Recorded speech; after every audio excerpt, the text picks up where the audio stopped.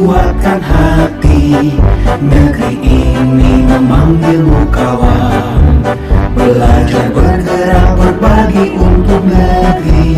Guru penggerak majukan pendidikan. Guru penggerak menghamba para murid.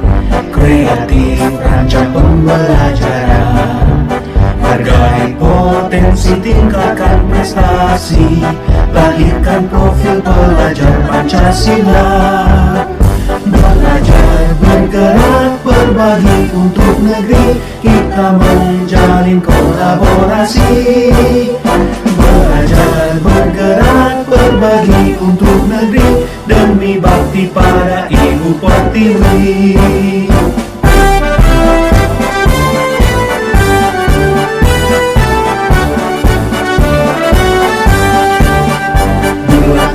Tekad kuatkan hati.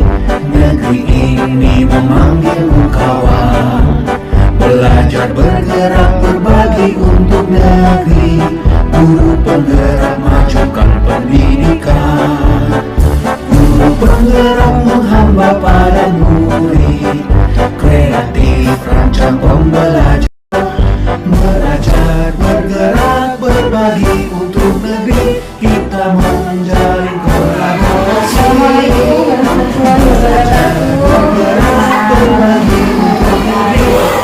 Pertama, saya ucapkan terima kasih kepada Ibu Yanti selaku kepala sekolah yang berbisa waktu dan ruang untuk mempresentasikan bagi ilmu penggunaan yang sudah saya dapatkan pada buku 1/4 tentang budaya positif.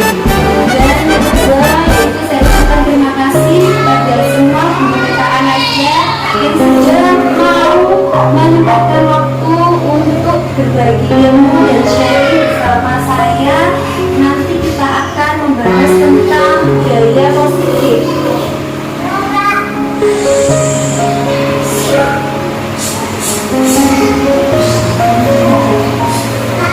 Pada modul 1.4 ini saya akan mempresentasikan tentang budaya positif, yaitu budaya positif yang berisikan tentang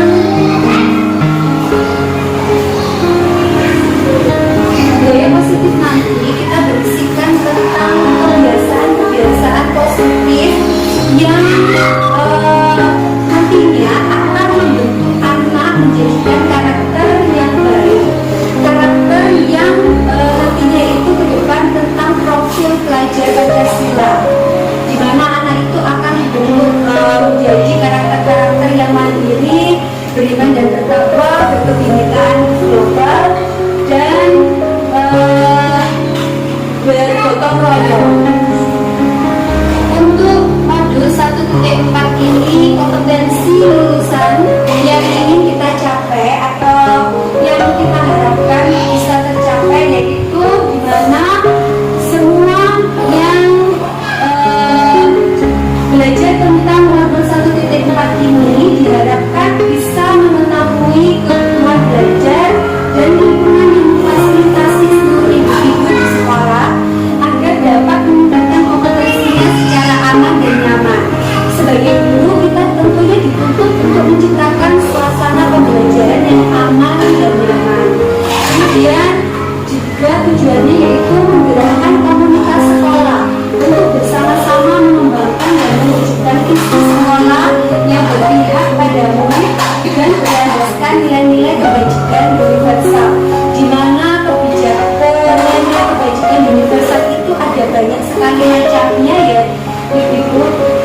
Nantinya kita tekankan yaitu nilai-nilai kebajikan universal yang mengacu pada profil pelajar Pancasila yang sekarang ini ditekankan Kemendikbudristek untuk kita terapkan di sekolah kita. Kemudian capaian umumnya yaitu memahami konsep pendisiplinan menurut Ki Hajar Dewantara. Mungkin ibu guru sudah mengetahui konsep pemikiran Ki Hajar Dewantara, mungkin ada yang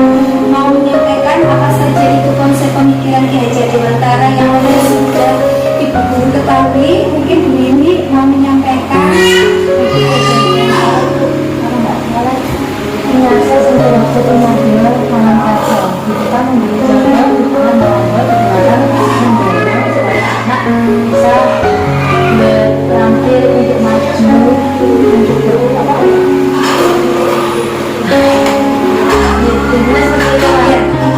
Iya, benar sekali Bu. Ini konsep pemikiran yang jadi Dewantara itu mengacu pada teori pendidikan, yaitu di mana ada 3 Ingaso Sungkolodo, kita di depan memberi contoh, Imatio Manungkarso itu di tengah kita memberikan semangat, dan kemudian yang ketiga yaitu di belakang kita memberikan dorongan. Ingaso Sungkolodo, Imatio Manungkarso, dan Tuturi Handayani. Jadi di belakang kita memberikan dorongan. Kemudian juga filosofi pendidikan dari Ki Hajar Dewantara, yaitu di mana anak pembelajaran yang kita terapkan itu harus berpihak kepada murid. Jadi semuanya itu harus berpihak kepada murid sesuai dengan kebutuhan murid, sesuai dengan minat murid kita. Semuanya kita kembalikan lagi kepada murid. Apa yang murid kita butuhkan. Jadi semuanya itu benar-benar murid dan murid, seperti itu yang saya dapatkan ketika saya mengikuti pendidikan guru. Kemudian yaitu melakukan evaluasi dan refleksi. Jadi sebagai guru kita dituntut untuk selalu merefleksi apa saja yang sudah kita ajarkan kepada murid. Refleksi ini benar-benar kita tekankan ya Bu. Jadi kemarin itu ketika saya mengikuti pendidikan guru penggerak, itu ternyata refleksi itu ada bermacam-macam. Ada yang modelnya itu 4P, yaitu dimana kita menjelaskan tentang perasaan kita, peristiwa apa yang sudah kita alami, lalu kemudian pembelajaran apa yang sudah kita dapatkan, kemudian juga penerapan apa nanti ke depannya yang akan kita terapkan. Kemudian di sini memahami peran sebagai guru untuk membangun budaya positif dengan menerapkan konsep disiplin positif dalam berinteraksi dengan murid. Mungkin ada yang mau mengungkapkan pendapatnya tentang disiplin, apa yang Ibu Guru ketahui tentang disiplin itu seperti apa. Mungkin Bu Ardi mau menyampaikan pendapatnya tentang disiplin itu seperti apa yang sudah Bu Ardi ketahui saja. Kalau Bu Ardi mungkin mau berpendapat tentang disiplin secara gambaran umumnya saja. Menjelaskan pada itu secara sama mungkin gue mau menambahkan tentang disiplin itu apa sih, itu yang guru ketahui saja secara umum. Kan pasti kita kalau mengajar penekanannya kan ke disiplin ya, pasti kita ayo anak harus disiplin seperti ini. Kita itu apa ya, mungkin disiplin itu harus seperti ini, mungkin seperti itu ya Bu ya penekanannya. Jadi konotasinya itu apa, lebih ke negatif ya. Jadi kita itu kayak konotasinya itu menekankan anak itu harus seperti itu kan. Pada kenyataannya mungkin ada kesalahan paradigma. Jadi sebetulnya disiplin itu artinya atau maknanya itu belajar. Jadi anak itu tidak kita paksakan, tetapi anak itu belajar sendiri. Oh, kalau misalkan jadi di awalnya itu kita membuat keyakinan kelas ya Bu. Jadi di awal itu kita membuat keyakinan kelas. Jadi keyakinan kelas itu kita sepakati bersama anak-anak. Jadi anak-anak itu kita ajak diskusi. Anak-anak itu mau keyakinan kelasnya seperti apa. Mungkin kalau ibu guru kan biasanya lebih cenderung ke peraturan ya Bu ya, peraturan kelas. Kalau peraturan kelas itu kan berarti kalau misalkan kamu tidak mengerjakan tugas, berarti kamu harus ini, misalkan konsekuensinya berarti kamu tidak mendapatkan nilai, seperti itu kan. Nah ternyata kalau kita keyakinan kelas itu tidak seperti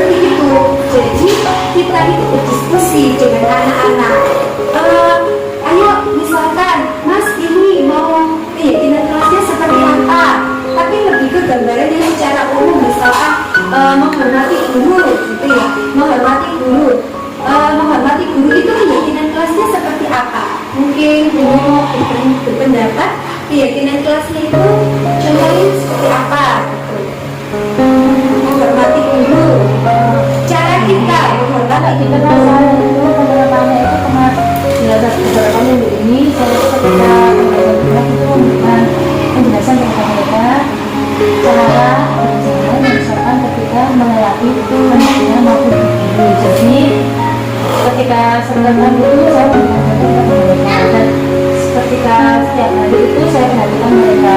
Jadi ketika mereka lupa mau melewati temannya kadang dicontoh begini, dulu kemarin begini ngasih contoh bagaimana, itu mereka sekarang saya perhatikan itu sudah kayak gitu. Betul sekali ini. Jadi itu sudah masuk sudah masuk ke pembiasaan positif. Nantinya kalau pembiasaan positif itu kita harus konsisten dan kita juga harus berkomitmen. Jadi ketika nanti pembiasaan positif itu sudah konsisten dan gurunya juga komitmen untuk selalu mengasah keyakinan kelas tersebut, nantinya itu kita akan mengarah ke budaya positif seperti itu.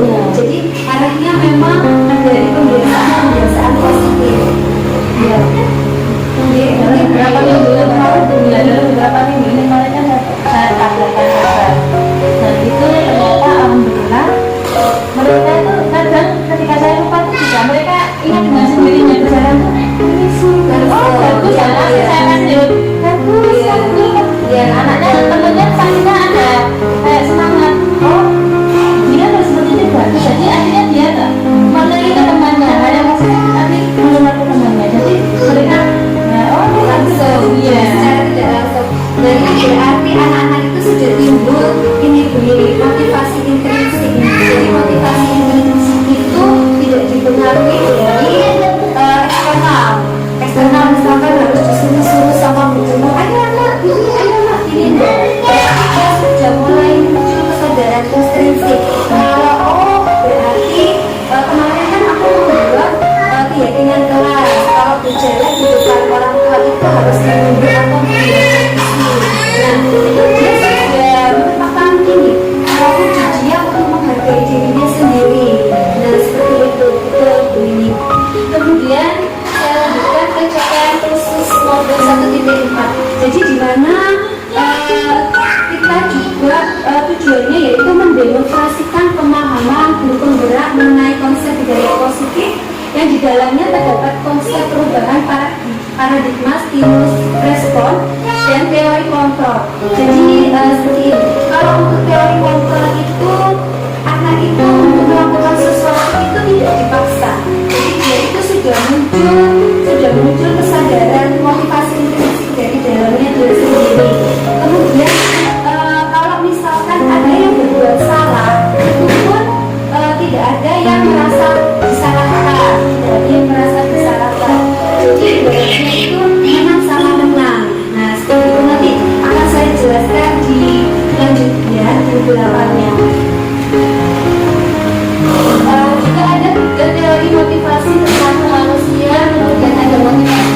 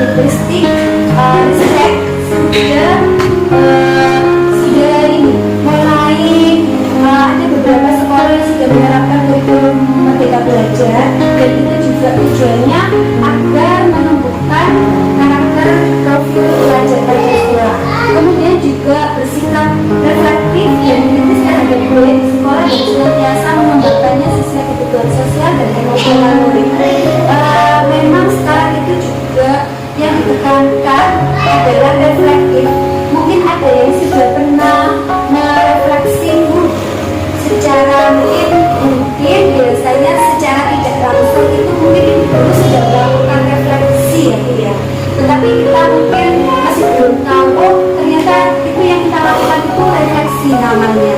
Jadi refleksi itu ketika kita mengajar, pasti kita pasti secara tidak langsung kita berpikir ya, apakah pembelajaran ini itu yang kita lakukan sudah efektif, terus apakah itu sudah berdampak ke murid, apakah ada anak yang mengalami permasalahan.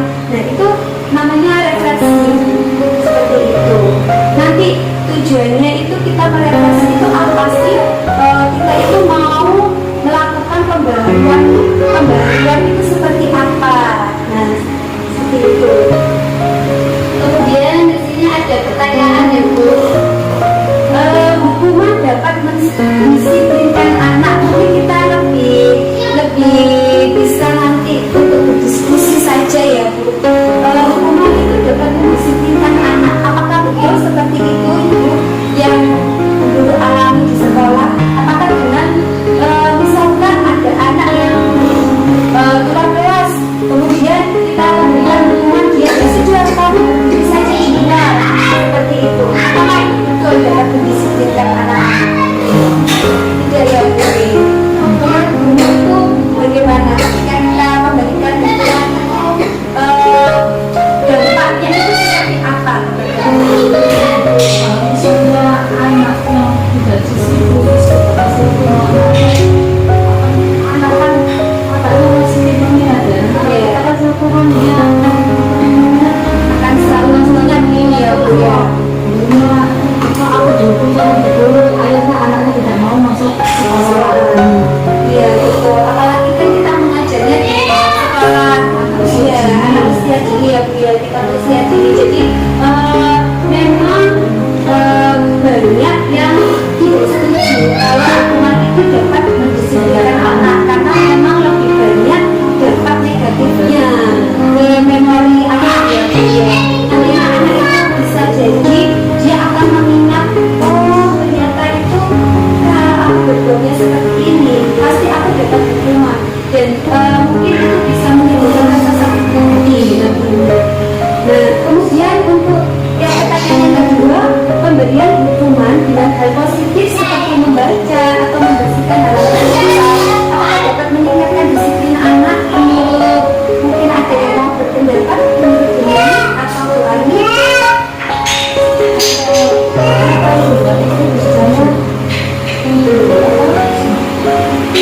Hukumannya itu berupa tidak fisik, kayak misalnya kita ngasih apa yang mau keluar nanti dapat bunyi, nah dari situ itu nanti anak juga tidak ada yang keluar. Mungkin ini ya Bu ya, jadi hukuman itu tidak hanya berupa hukuman fisik, tapi juga berupa hukuman verbal. Mungkin kalau seperti itu nantinya bisa ini memacu ke hukuman yang verbal. Ya. Terus untuk pemberian hukuman dengan hal positif seperti membaca atau membersihkan halaman sekolah itu sebetulnya Kalau untuk kayaknya kalau tentang usia ya kalau TKA itu kayak membaca sekolah kayaknya itu belum ya tahu ya dia. tapi kalau untuk TKA mungkin kan tidak ada yang bisa baca juga kalau untuk kayaknya Masih belum. ya Tapi kira-kira apakah itu nanti berdampak panjang menurut guru? Misalkan disiplinnya itu nanti akan berdampak panjang atau hanya sekedar saat itu aja gitu? Mungkin Bu Ani bisa berdampak panjang. karena biasanya tersimpan dalam memori anak. Apalagi anak di usia golden age itu kan masa-masa emas. Dan apa yang dia dapatkan selama itu kan nanti akan dia terus sampai dewasa. Kalau seperti itu tidak setuju. Dan ini berarti tidak setuju ya Bu ya, pemberian hukuman dengan hal positif. Oh, kalau hal positif setuju. Ya, kalau yang hukuman secara negatif ini Ya, tidak setuju. setuju. Nah, ya Bu, mungkin setiap guru kan mempunyai pendapat masing-masing ya Bu ya.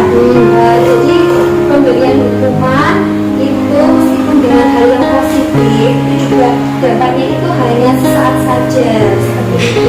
Jadi lebih ke kalau memang namanya juga hukuman ya Bu ya. Jadi nantinya itu dampaknya itu lebih ke ini sih, lebih ke negatif. Jadi dia itu melakukan sesuatu itu tadi untuk memperbaiki kesalahannya itu tadi itu biasanya hanya sesaat saja. Jadi tidak dalam jangka waktu yang panjang seperti itu. Kemudian untuk memberikan penghargaan atau meningkatkan motivasi belajar anak, apakah Ibu setuju atau tidak Ibu? Setuju. Setuju ya Bu ya. Karena dengan seperti kita ngasih tahu pada anak itu, anak akan termotivasi untuk melakukan itu tadi hal yang baik. Misalnya kayak menghapus papan tulis itu, ayo siapa mau menghapus papan tulis? Terima kasih Bu Neni untuk debatnya. Kalau memberi penghargaan dapat meningkatkan motivasi belajar anak itu mungkin lebih kondisional ya Bu ya.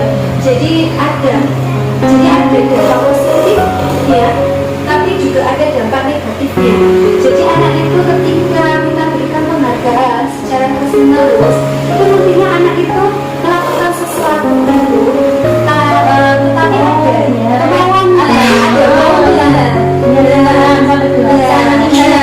jadi kalau anak-anak Ya, ketika anak kasih mobil-mobilan, kita bisa nanti kan jadi kalau misalkan berarti kalau aku nggak melakukan ya sudah nggak apa-apa, kalau aku juga nggak dikasih penghargaan lagi gitu loh. Jadi masih belum ke motivasi intrinsik. Kalau motivasi intrinsik itu nanti dia itu sudah sadar kalau dia melakukan itu karena untuk menghargai dirinya sendiri, seperti itu, menghargai dirinya sendiri dan juga menghargai orang lain.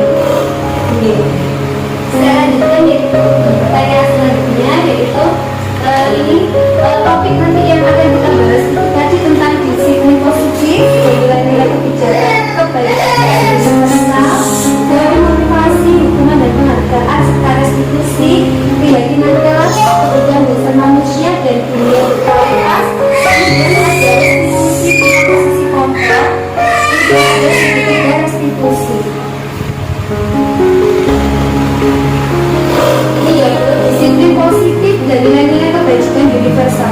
Jadi di sini itu nilai-nilai kebajikan universal itu merupakan payung besar kita untuk kita bersikap. Yang seperti tadi saya jelaskan, kalau di sini mungkin saat ini kita nilai-nilai kebajikan universal kita itu mengacu pada profil pelajar Pancasila ya Bu ya. Tadi itu ada kebinekaan global, terus ada beriman dan bertakwa, kemudian ada gotong royong. Mungkin ada yang sudah pernah mendengar. Ini kan biasanya ikut pelatihan, mungkin sudah sering ya Bu ya, benar iya. Nah ini Bu, misalkan coba sekarang kita kepalkan tangan kita sebentar ya Ibu. Kemudian di dalam kepalan tangan ini itu ada, bayangkan ada sesuatu yang sangat berharga sekali untuk hidup jenengan, itu untuk hidupnya ibu-ibu. Terus ada orang yang mau merebut, apakah ibu-ibu akan memberikan sesuatu yang ada dalam genggaman kita ini? Tetap kita menggenggam atau kita lepaskan atau kita berikan, atau kita masih berpikir, oh kalau misalkan akan dikasih ini, oke lah aku lepaskan seperti itu. Tapi kalau misalkan tidak, ya sudah aku genggam saja seperti itu. Bagaimana Bu? Kalau misalkan di dalam tangan kita ini itu ada sesuatu yang sangat berharga sekali, terus mau saya buka seperti ini, mau saya buka, nah itu jenengan langsung membukanya atau tetap jenengan genggam erat-erat dengan aku. Coba Bu Ani dibayangkan itu sesuatu yang berharga, sesuatu yang berharga buat Ani apa Bu? Apa ya? Apa sesuatu yang apa Bu Ani? Terserah, boleh benda, boleh apapun itu, boleh keluarga atau apa-apa, terserah yang benar-benar itu berharga Ibu Ani itu apa? Cincin. Coba ini saya mau saya buka ya Ibu ya. Mau dibuka. Mau saya buka. Enggak. Mau dilepaskan atau tidak? Lepaskan. Oh, dilepaskan. Coba kalau begini, begini tidak. Kalau begini ya, saya buka. Ayolah bunyiin, kasih sesuatu yang Tidak kalau bisa. Tidak bisa. Coba Bumi. Mau dilepaskan atau Mau dilepas apa? Lepas. Oh, bunyinya dilepas. Monggo. Barangkali ada yang berpendapat kenapa saya memberikan gambaran seperti itu? Apa Bu?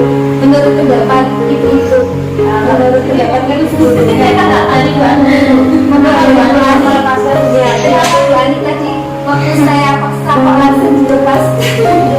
ya karena semua yang kita miliki itu bukan milik kita sendiri. Bukan milik kita. Kalau begini, Kalau begini tadi yang saya bilang apa? Saya bayangkan itu anak saya. ya.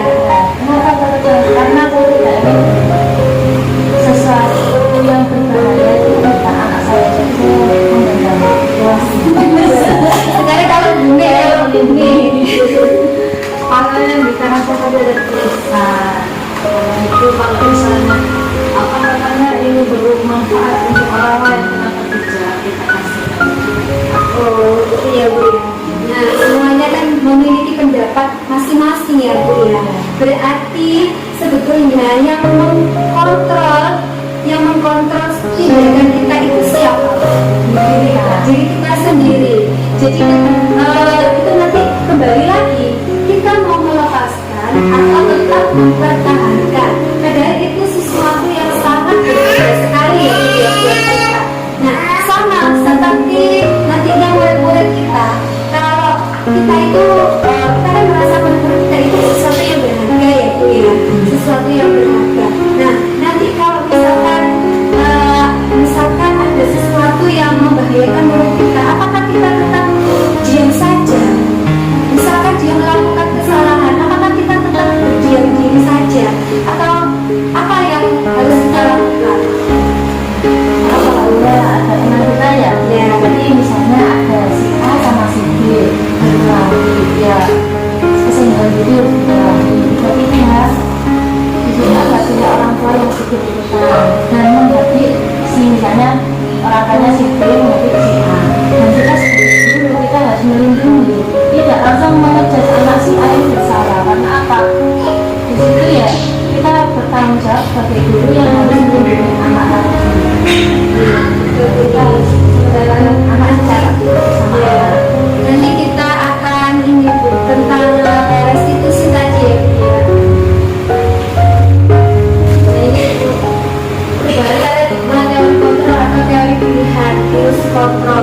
Jadi ini si guru itu sejauh ini kan kadang itu kita itu berpendapat kalau murid itu bisa kita kontrol kan ya Bu ya.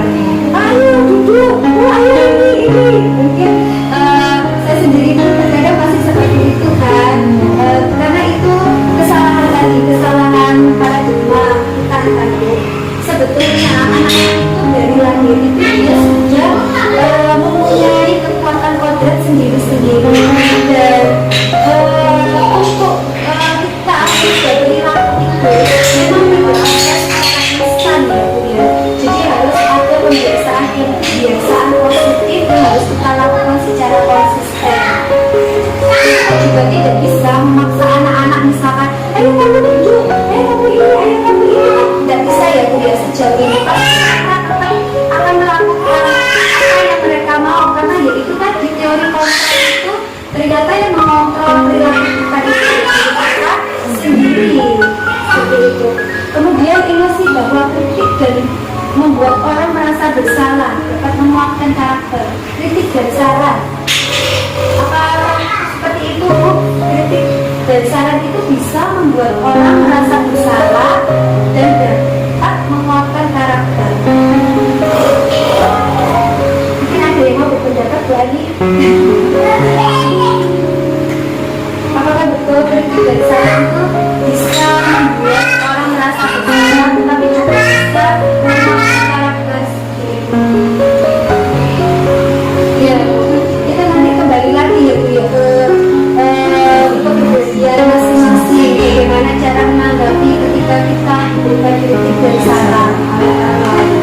sih bahwa semua penguatan positif efektif dan bermanfaat. Apakah semua penguatan positif itu efektif dan bermanfaat? Belum tentu ya.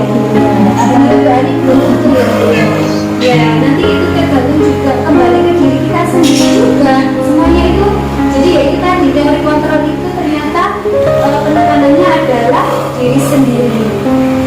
Nah sekarang mungkin tugas kita yaitu menanamkan motivasi intrinsik tadi itu, motivasi intrinsik agar dia itu bisa mengontrol dirinya sendiri untuk melakukan sesuatu yang positif. Jadi bahwa orang dewasa memiliki hak untuk memaksa. Nah mungkin kamu kan masih kecil, sudah nurut aja, mungkin seperti itu ya Bu ya.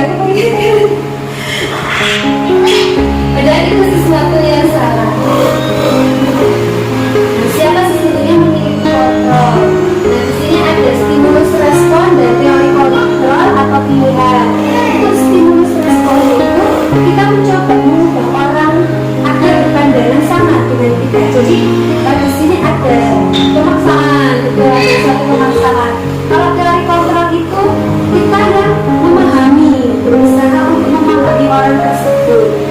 Jadi di sini tidak ada yang merasa dipaksa atau terpaksa. Kemudian juga perilaku buruk dilihat sebagai suatu kesalahan. Jadi kalau kamu terlambat, ya sudah kamu salah. Karena menurut saya juga beberapa juga banyak yang terlambat. Kemudian semua perilaku itu ternyata memiliki tujuan. Kadang kita tidak tahu ya Bu ya, apa tujuan dia itu terlambatkan. Pasti ada alasan dari itu semua. Orang lain bisa mengontrol saya, ternyata tadi yang mengontrol hanya diri kita sendiri. Kemudian pemaksaan ada pada saat rujukan gagal. Jadi kalau ketika dirayu, dibujuk, nggak mau, tetap sudah ketahuan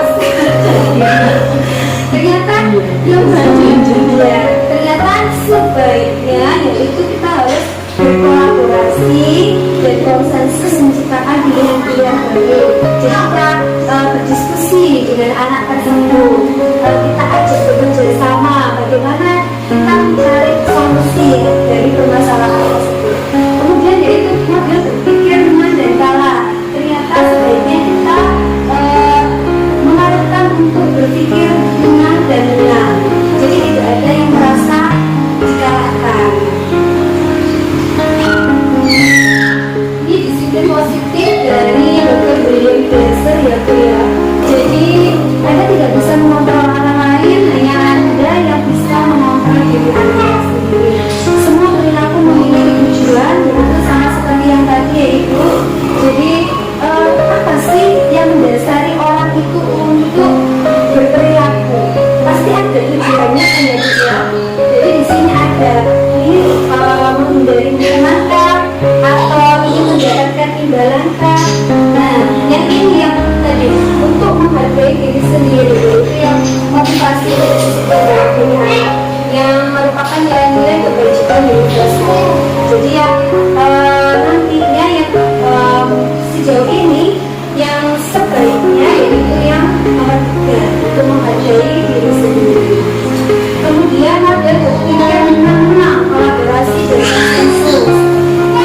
Ini guru ada 5 posisi kontrol ternyata. Jadi kita itu sebagai guru itu memiliki 5 posisi kontrol, yaitu guru menjadi penghukum, kemudian guru menjadi pembuat rasa bersalah untuk anak, kemudian guru menjadi teman, atau guru menjadi memantau, dan nantinya yang sebaiknya kita lakukan yaitu guru menjadi manajer.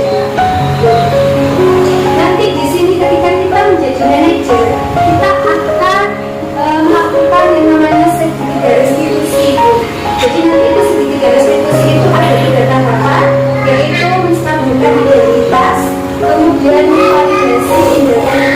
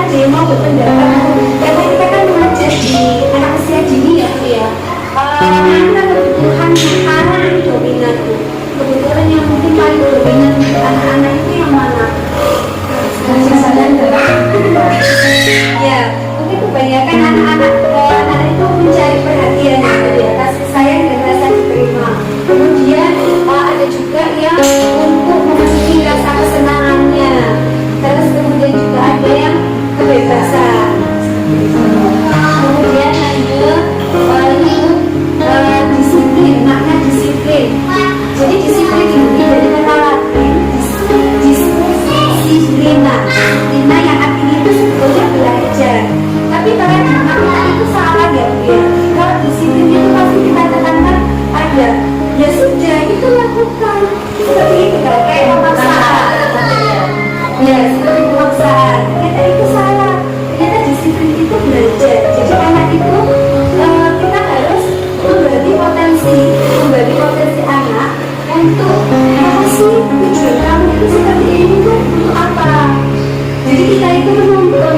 Jadi kalau di konsep pemikiran itu menjadi para guru itu sebagai pamong menuntun, ya, bukan menuntun. Ya. Kemudian ya disitu diri membuat orang menggali potensinya menuju sebuah tujuan apa yang dia hargai. Namun dalam daya kita maka disiplin yang berubah menjadi sesuatu yang dilakukan seseorang pada orang lain untuk mendapatkan akun. Jadi ini tadi ya sudah kamu harus patuh aturannya itu loh seperti ini. Nah, dan kita sendiri kan masih seperti itu ya Bu ya. Ya, kemudian kita juga harus berproses untuk kecenderungan umum adalah menggunakan kata disiplin dengan ketidaknyamanan dan akhirnya anak merasa tidak nyaman. Bukan dengan apa yang seharusnya kita hargai, apa untuk mencapai suatu tujuan yang jadi nilai-nilai kebajikan universal itu sebetulnya ada di dalamnya.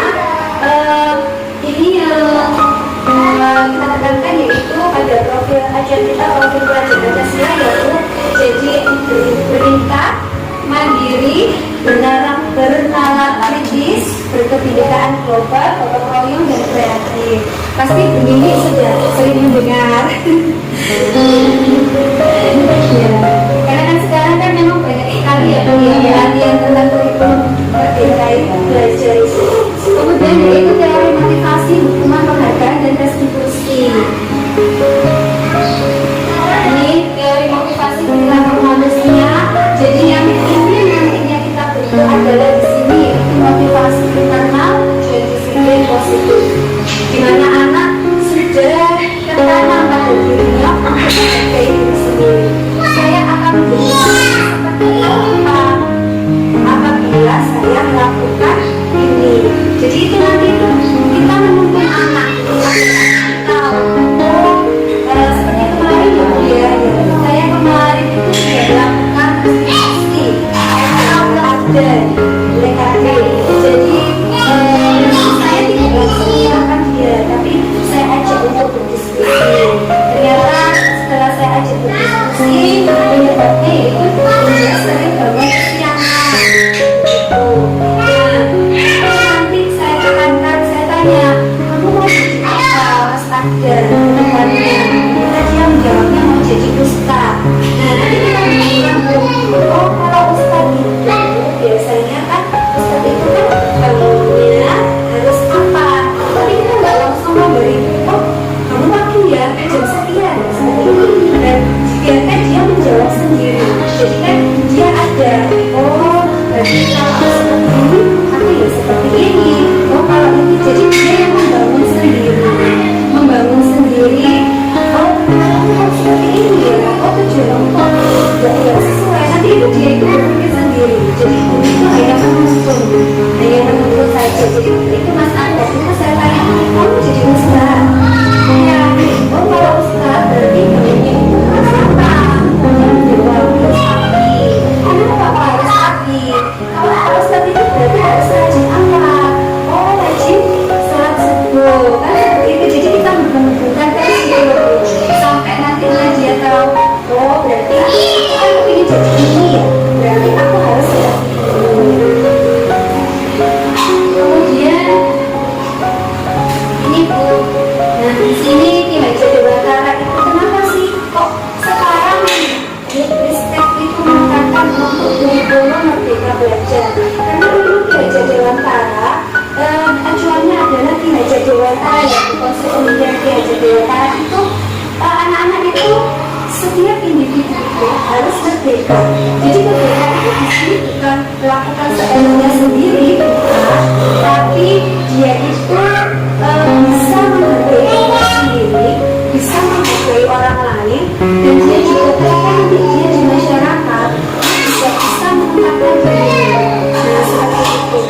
Jadi merdeka tapi yang tetap ada sesuatu yang positif, bukan yang merdeka yang sudah lepas lagi dilakukan. Merdeka itu artinya tidak hanya lepas dari perintah, jadi kita disuruh dia itu sudah akan melakukan sesuatu yang positif dulunya. Apa tujuannya merdeka? Agar jadi kita hubungkan dengan tujuan pendidikan. Tujuan pendidikan itu mengacu ke konsep Ki Hajar Dewantara, yaitu untuk memiliki kebahagiaan dan kesejahteraan yang setinggi-tingginya. Jadi setiap manusia tujuan hidup seperti itu, agar hidupnya bahagia dan sejahtera. Ini terlepas dari perintah, akan tetapi juga dia itu cakap memerintahkan dirinya sendiri. Jadi dia sudah tahu, oh aku harus seperti ini, aku harus seperti ini. Tahu nilai-nilai yang positif itu yang tanpa kita suruh dan tanpa ada hukuman atau tanpa ada pemberitahuan. Contoh ya, misalkan kalau kita bersepeda motor aja ya, apakah kita kalau kita langsung pakai helm tanpa ada pengumuman, atau kita terus lah ya sudah kok di situ nggak ada polisi ya sudah kita nggak bisa pakai helm. Karena kira-kira yang takut yang pertama kalau kita sudah jaga cara motivasi intrinsik tadi ya sudah, kita mau gimana pun, mau seperti apapun kondisinya ya sudah, kita akan tetap pakai helm meskipun tanpa ada polisi, tanpa ada jimat atau apapun itu ya. Kemudian ini didukung oleh penghargaan yang tadi, yaitu ternyata penghargaan itu juga ada dampak negatifnya. Jadi ini pengaruh jangka pendek dan jangka panjang. Penghargaan itu juga bisa nantinya malah bisa menjerumuskan anak ke sesuatu yang negatif juga. Jadinya akhirnya dia ketergantungan sama keadaan, sama lingkungan gitu. Kalau misalkan tiba-tiba suatu ketika kita lupa memberikan anak itu penghargaan, pasti anak itu aku kok tadi kasih penghargaan ya punya aku dikasih ini. Akhirnya kita hubungan kita juga tidak baik kan hubungan anak tersebut.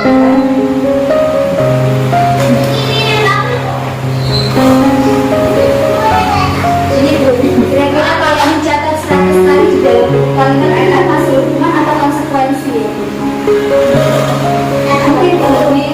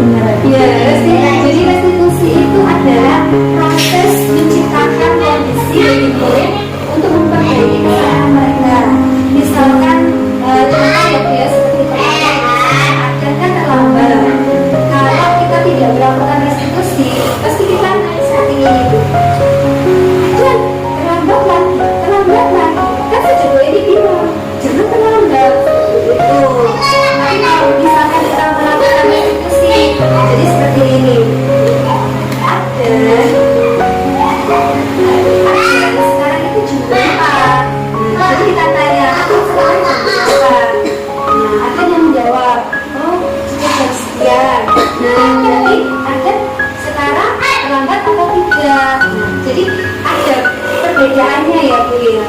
Kemudian, oh sudah, sekarang Adan silakan mengikuti pembelajaran. Nanti setelah pulang sekolah, Adan silakan ketemu sama Bu Eni yang kita ngobrol sebentar. Nah nanti di saat kita ini ada 3 tahapan yang itu tadi, yang menstabilkan identitas, validasi tidak banyak salah, sama menanyakan keyakinan. Di situ nanti kita ini berdiskusi, ngobrol-ngobrol tadi. Tapi juga bisa, misalkan ketika kita bertemu tadi pada saat ada pelanggan, kita bisa menerapkan menstabilkan identitas. Contohnya seperti ini. Mungkin waktu ada masuk, ada langsung mungkin wajahnya itu langsung cemberut atau gimana, langsung kita bikin aja itu. Tidak apa-apa, dan setiap orang itu pasti karena melakukan kesalahan.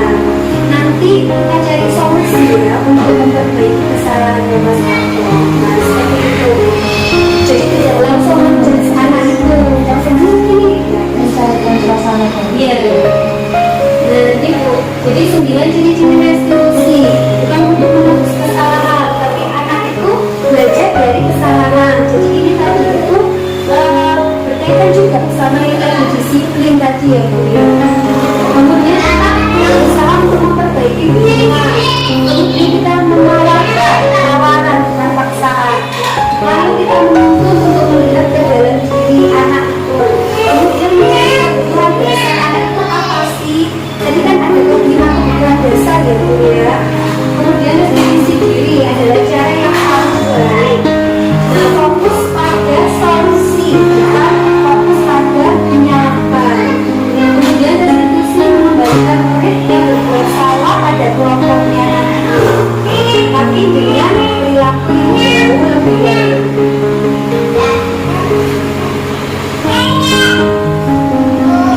Nah ini Bu, jadi ini ada keyakinan kelas. Tadi keyakinan kelas itu nanti kita ini kan kita diskusikan sama anak-anak. Jadi misalkan seperti ini, ayo anak-anak, hari ini kita membuat keyakinan kelas ya anak-anak.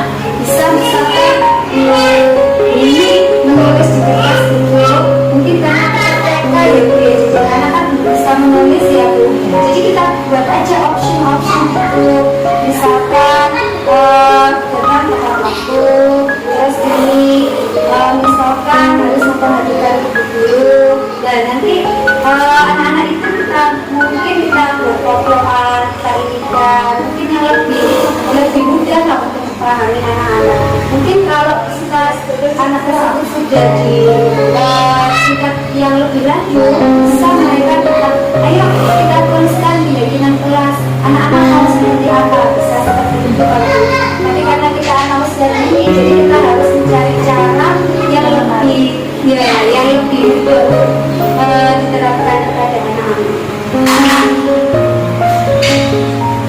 Nah di sini Ibu, jadi ini sejauh ini kan kita harus menggunakan peraturan kelas ya Bu. Kalau peraturan kelas itu mungkin kalau kita sudah menerapkan kesepakatan ya Bu. Ternyata jauh lebih baik kan kalau kita menerapkan keyakinan kelas. Nah kenapa sekarang itu saya selalu bilangnya, ayo nak keyakinan kelas apa? Nah itu saya juga baru tahu setelah saya bertemu dengan guru penggerak. Nah ayo keyakinan kelasnya apa? Jadi kita jauh sudah membuat keyakinan kelas. Untuk lebih baiknya kita selalu melakukan nanya baris. Jadi saya sepakatan gitu. Iya, sejenis kesepakatan. Tapi anak-anak itu lebih diberikan kesempatan untuk membuat sendiri gitu loh Bu. Nah lebih membuat sendiri.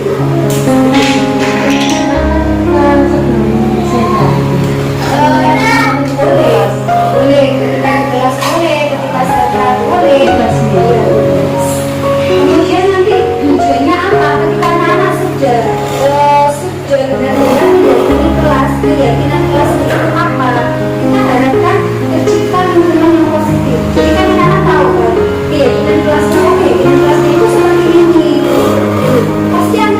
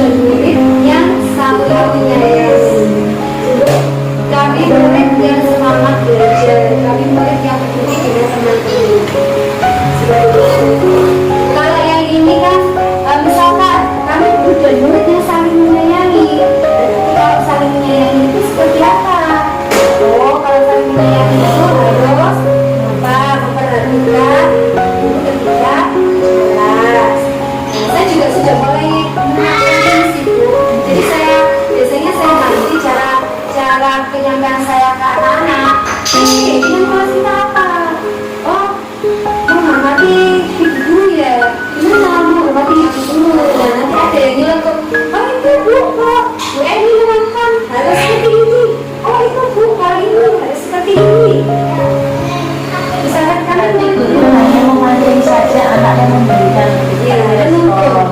Iya, yang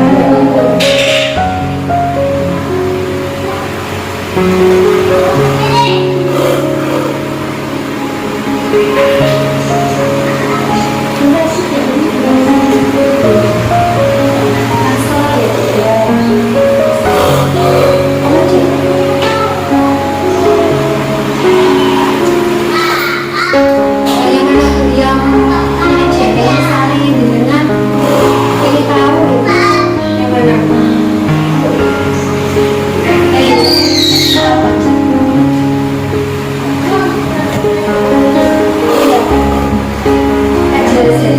garis besarnya cewek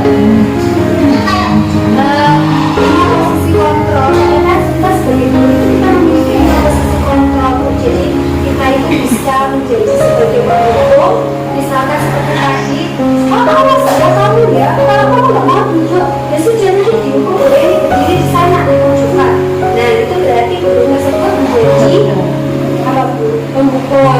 Terus kalau orang merasa bersalah, kamu sudah dikasih tahu Bu Eni, kalau kamu seperti itu, Bu Eni itu merasa kecewa sama kamu. Nah seperti itu. Jadi gurunya itu ada kata-kata yang membuat dia itu, wah kalau aku seperti ini berarti Bu Eni itu nggak suka sama aku, Bu Eni kecewa seperti itu.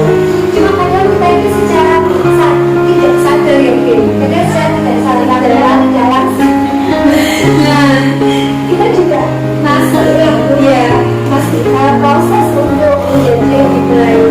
Kemudian ada juga posisi kita sebagai teman. Ayolah lakukan ini demi dulu. Nanti kalau misalkan kamu duduk mengerjakan tugas, itu senang sama kamu seperti itu. Ternyata itu saya berada di posisi kontrol sebagai teman. Nah sebagai teman ini juga ada dampak negatif dan positifnya. Untuk dampak positifnya, mungkin sesaat anak itu akan menurut dan sama kita. Tetapi ketika kita memiliki itu kita bukan direpot itu ya Bu ya. Terus anak itu membuat kesalahan. Nanti itu kalau kita nggak memperhatikan anak itu merasa seperti tidak diperhatikan lagi kan Bu. Kemudian juga kadang ada juga anak yang akhirnya seperti tidak apa ya, tidak sopan sama ibu guru karena mungkin terlalu kita itu menganggapnya seperti teman lah, seperti sahabat, seperti itu ya Bu. Jadi kita ganti. Kemudian pemantau, kalau pemantau itu misalkan ini ada tadi terlambat ya, apa peraturannya di sekolah itu. Nah seperti itu. Jadi kita mengingatkan anak aturan. Kemudian kalau manajer yang tadi sudah saya jelaskan tadi ya Bu, sudah saya kasih contoh bagaimana caranya. Apa Mas Ardan, apa sih Mas Ardan itu besok ke depannya mau jadi apa? Apa yang Mas Ardan ini? Apa yang harus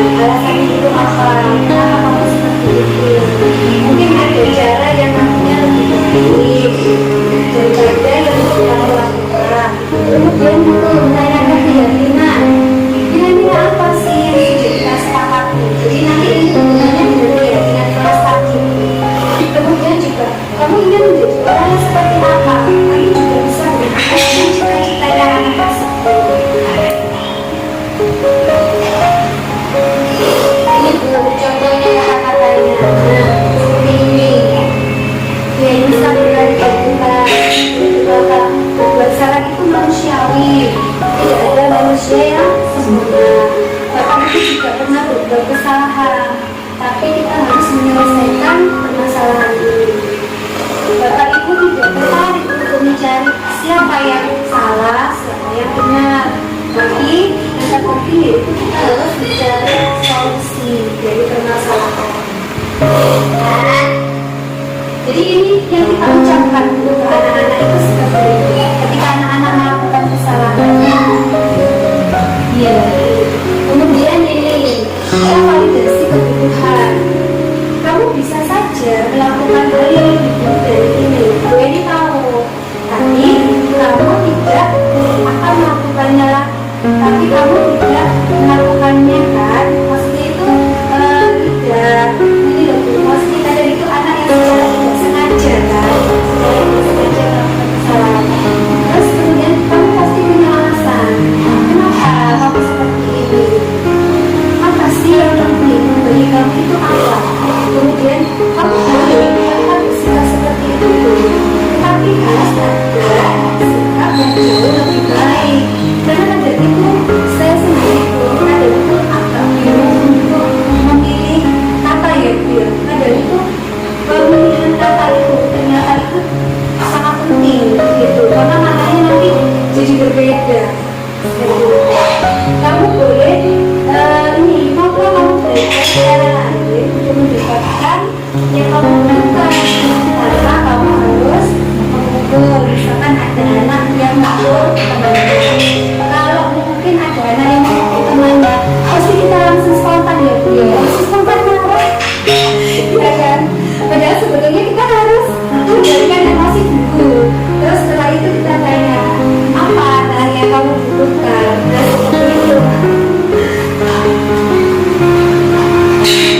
Apalagi kalau sama anak kita sendiri. Kemudian menanyakan keyakinan. Nah ini yang kita ucapkan Bu, apa nilai yang kita percaya di kelas atau di sekolah kita itu apa. Jadi ini sebetulnya anak-anak sudah membuat keyakinan kelas. Kemudian apa sih nilai-nilai universal yang kita sepakati. Tadi kan kita mengajukan ke profil pelajar Pancasila. Kemudian kamu itu mau kelas seperti apa yang kamu inginkan. Kemudian bisa juga kamu nanti kedepannya itu ingin jadi anak yang seperti apa. Bisa seperti itu ditanyakan. Kemudian kalau kamu melakukan ini, perasaanmu itu seperti apa? Nah itu, apakah nanti kalau kamu melakukan kesalahan ini, apakah kamu nantinya bisa, misalkan bisa untuk menjadi seperti yang kamu inginkan. Nah, dituntun itu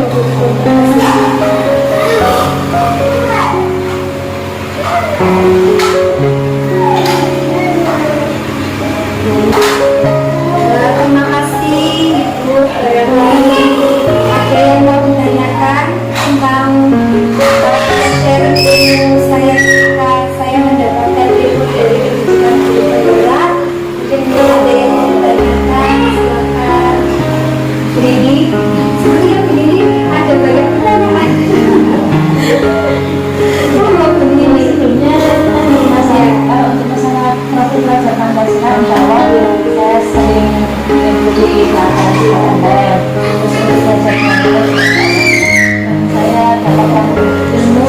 Tadi saya kan masalah tentang saya frustrasi, soalnya itu kan terus belajar. Terima kasih Bu Eni sudah berbagi ilmu ya.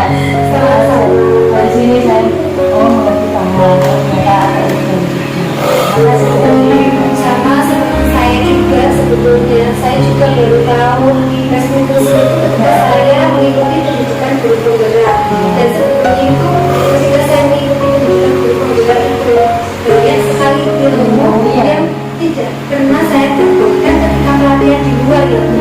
Mungkin kalau pelatihan di luar itu cuma gambaran secara garis besar ya, secara luas aja. Tapi nanti kalau ketika kita ikut pendidikan guru penggerak itu, kita itu banyak sekali pikir kok baru itu ya. Oh, seperti ini. Oh, salah ya ternyata. Dari Oh, ibu. ini ya. Nah, saya itu ya. Oh ya, alhamdulillah lah. Alhamdulillah bisa ikut pendidikan guru pemula. Jadi kalau mungkin hari ini kita ada waktu beberapa kali, ibu mau saya paparkan materinya yang kita perlu guru pemula. Oh, nanti kita sharing ilmu supaya nanti teman-teman ya guru juga tahu. Karena saat ini itu harus kita pelajari selama 2 minggu. Selama 2 minggu. Dan itu juga dengan mungkin kalau langsung sharing gini kan lebih ya. Paling cuma 1 jam lah ya, 1 jam nggak nyampe.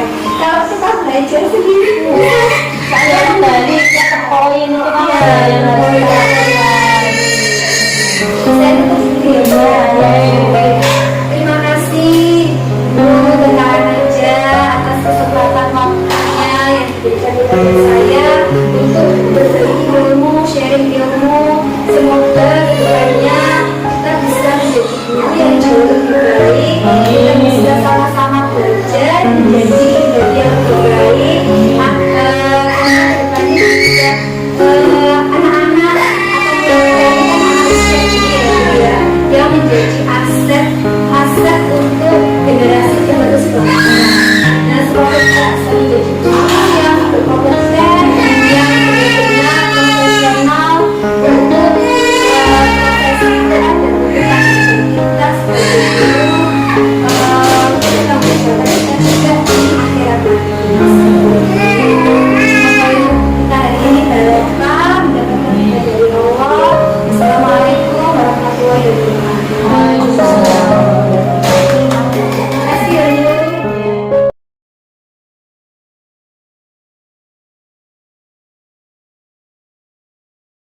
Assalamualaikum warahmatullahi wabarakatuh. Waalaikumsalam warahmatullahi wabarakatuh.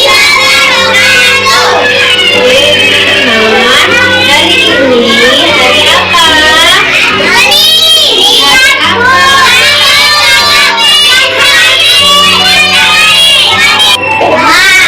Angkat tangan bila Eni itu oke, bisa? Siap, kata yang pasti apa? Iya. Angkat tangannya. Kami terbiasa. Siapa? Kami. Ya, kalau menjawab. Siapa tahu? Mohon maaf.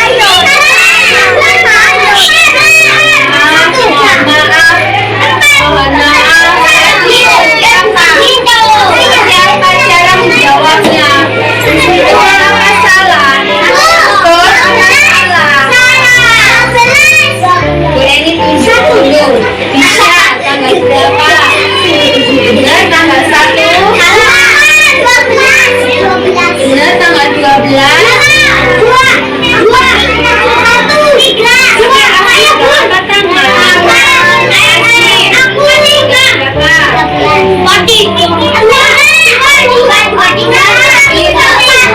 Benar tanggal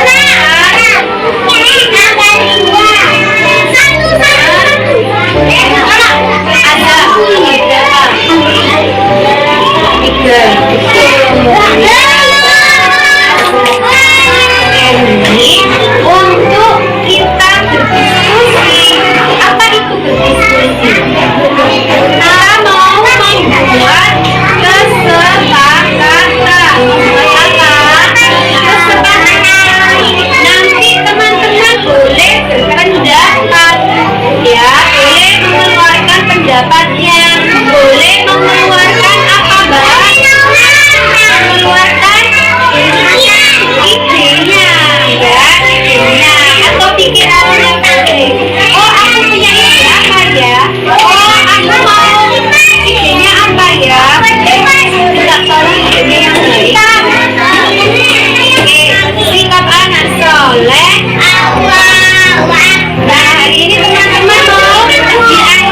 Eni membuat keyakinan kelas. Membuat apa? Keyakinan kelasnya nanti mau ditempel di papan bundar.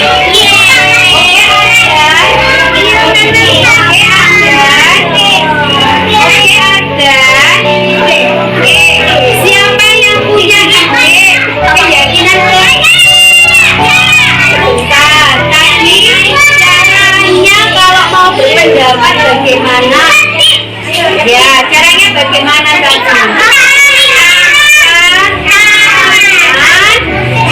Yang ditunjuk Bu Eni. Coba siapa yang mau berpendapat keyakinan kelas kita apa? Mbak Kalita, kita sebagai guru dan murid maunya seperti apa kelas? Saling apa? Siapa yang menjawab tadi? Oke, Mbak Tisha, kita mau saling apa? Saling ini tulis di sini ya. Nanti silakan ditempelkan di sini Mbak Tisha. Oke? Saling menyayangi.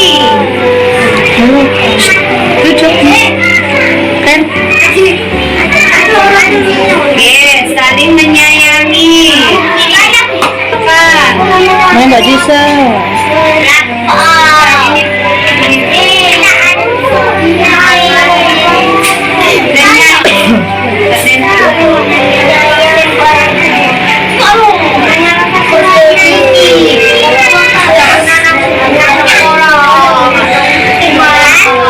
Mohon maaf, silakan kembali ke tempatnya. Gantian nanti silakan berpendapat. Nih, tempelkan di sini, Mbak. Kalau kalian Mas Kenzi, maunya saling apa? Oh, saling menghormati. Tulis ya. Ketiga, yang ketiga.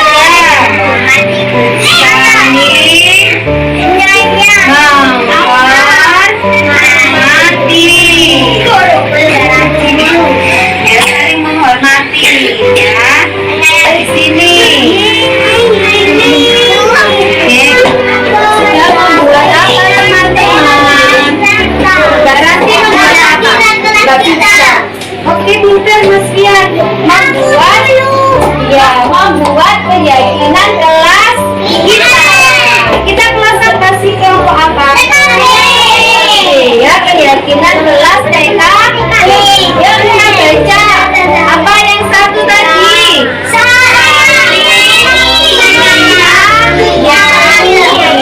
Lalu yang kedua apa? Yang kedua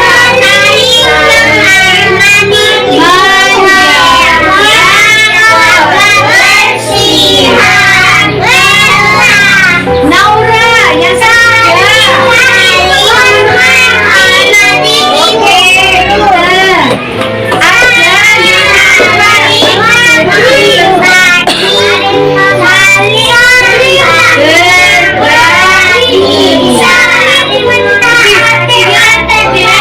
Oke, Oke, silakan duduk kembali Mas Azza. Saling mentaati aturan. Sekarang yang mau ditanya Bu Eni, cara ini nomor 3 ya, keyakinan kita yang nomor 3. Mas Adan, bagaimana caranya supaya kita bisa saling menghormati? Saling menyapa dengan apa? Boleh nggak menyapanya tadi? Boleh seperti itu. Bagaimana cara menyapanya? Salam. Salamnya orang Islam bagaimana? Assalamualaikum. Saling menyapa dengan teriak-teriak. Mana? Dengan baik, dengan sopan ya, saling menyapa dengan sopan. Nah, nanti namanya itu 5S. Halo, apa namanya? 5S. Salam.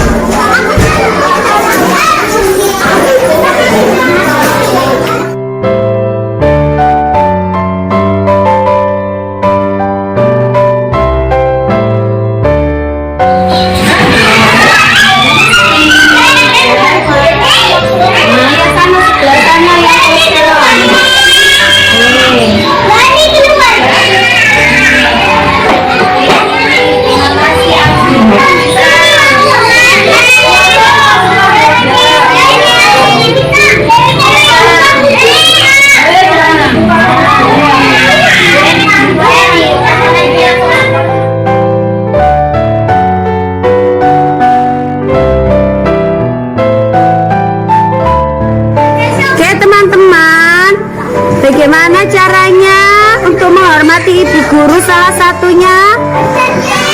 Tertib ya. Pinter. Oh iya, sekarang kalau diberi tugas sama Bu Eni berarti diapakan? Dikerjakan sampai apa ya teman-teman?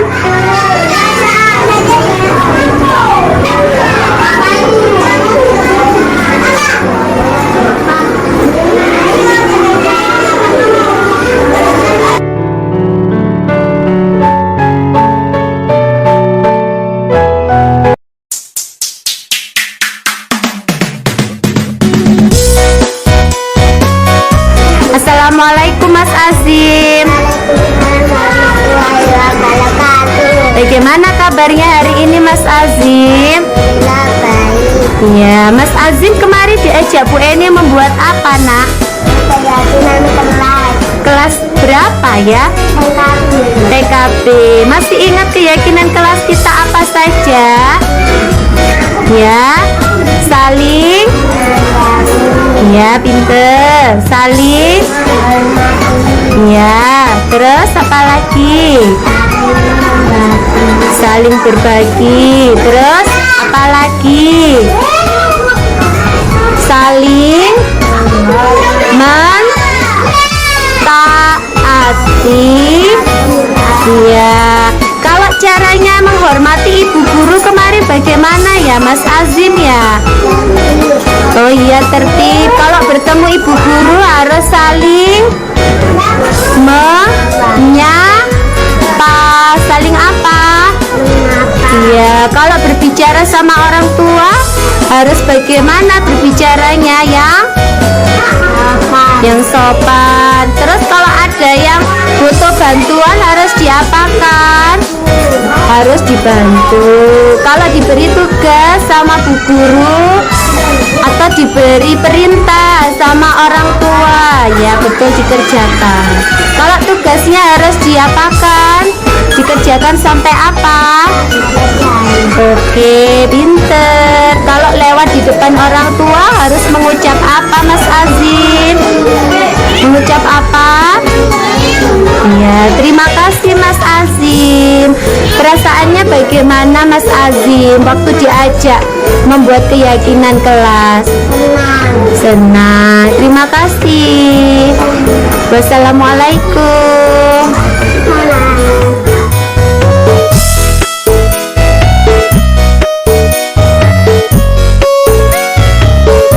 Assalamualaikum warahmatullahi wabarakatuh.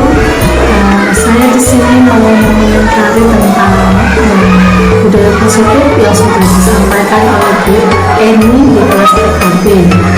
Kemarin saya sudah melihat bagaimana cara Bu Eni memberikan keyakinan kelas kepada anak-anak tentang keyakinan kelas seperti cara menghargai, saling menghormati kepada yang lebih tua. Nah itu kemarin anak-anak positif semua ya Bu, tentang mereka keyakinan kelas di kelasnya itu diterapkan dengan baik, dan menurut saya memang program itu berjalan bagus, berjalan baik, dan juga memberikan nilai positif untuk anak-anak.